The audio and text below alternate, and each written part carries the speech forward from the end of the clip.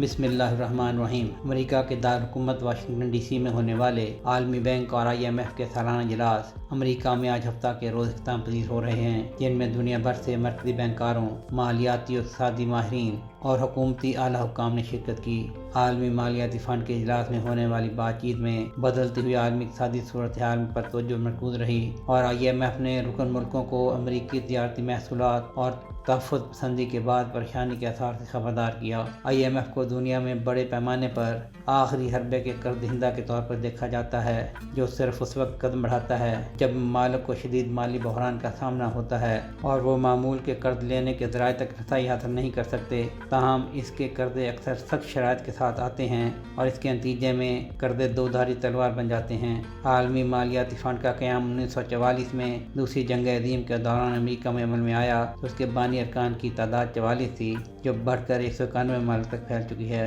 IMF عالمی مالیاتی استحکام کی حمایت کے لیے اقوام متحدہ اور دیگر بین الاقوامی تنظیموں کے ساتھ مل کر کام کرتا ہے اور ممالک اور اداروں کو پالیسی مشورے، کلیل مدتی مالی امداد اور صلاحیت کی ترقی فراہم کرتا ہے۔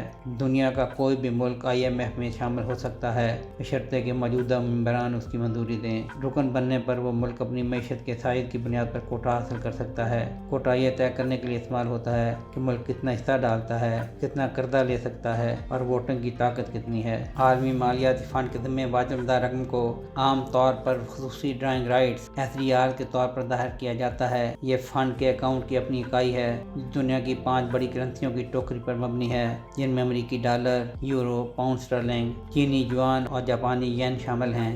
اگرچہ SDR کوئی کرنسی نہیں ہے، تاہم ممالک ان کا تبادلہ مذکورہ کرنسیوں میں کر سکتے ہیں۔ 15 اکتوبر کو ایک SDR 1.36 امریکی ڈالر کے برابر تھا۔ مجموعی طور پر 46 ممالک IMF کے 118.9 ارب SDR سے مقروض ہیں، جو تقریباً 162 ارب ڈالر کے برابر ہیں۔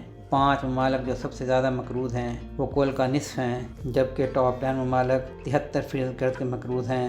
ارجنٹائن عالمی مالیاتی فنڈ کا سب سے مقروض ملک ہے، جس کا قرض دیگر 7 سب سے بڑے قرض لینے والے ممالک یوکرین، مصر، Pakistan, Ecuador, Ivory Coast, Kenya اور بنگلہ دیش کے مشترکہ کل قرض سے زیادہ ہے۔